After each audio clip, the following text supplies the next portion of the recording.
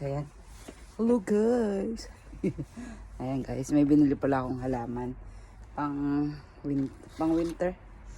Winter na halaman. Ito. Ayan. Pang autumn. Ililipat ko siya sa paso. Tapos guys, at malamig na po. At unti-untiin ko na yung aking mga halaman na ipasok. Ito yung sili ko. Ayan, bali lilipat ko na siya sa paso. Unti-untiin ko na siya. Tapos itong mga ibang halaman, dito lang to. So hindi naman siya maano. Tapos ito ipapasok ko na sa loob ng bahay. Tsaka to, kasi nagdidilaw na siya, oh. Maano na siya, mamatay siya. Pati yung yun, papasok rin yun sa loob ng bahay. Ayan, bali nililinisan na ng daddy yung plato na papatungan. So ito ipapasok na din. Ayan, pasok ko yan doon sa aming keller. Pasok ko na yan kasi baka maano pa siya, masira. So ito, siyempre hindi ko na siya mapapasok kasi direct namin siya sa soil. At sana makayanan niya yung lamig. Ayan. So siguro kakayanin naman niya kasi mataba na yung ano niya, oh. Yung kanyang katawan, 'di ba?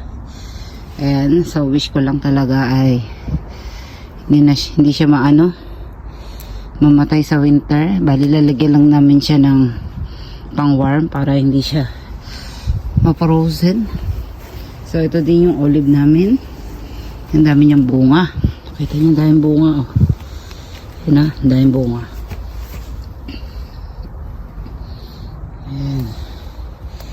So ganito rin yung gagawin namin. Lalagyan namin ng pang winter na warm para hindi siya ma-frozen. Ayan, so latest sa aking sunflower. Ayan, masipag siya mag-flower. So dami ko na natanggal ng mga flowers dyan. At mga buto. Hindi pa nga natapos yung iba. Ayan, ganito siya tumubo. Malalaki yung ano niya, katawan niya. So itong aking idleberry. Idleberry ba to? Tama. Ayan, tumaas na siya guys. Ayan, dapat to ilipat din ng pwesto. Pero yan, dyan lang siya. Hindi naman siya maano dyan, eh. Kaya niya sa lamig.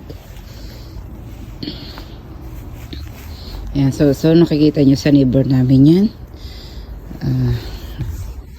Tawag dito niyan, oregano yan sa kanila, eh. Kasi smell oregano. Ayan, smell oregano. Ang dami, oh. Kapal.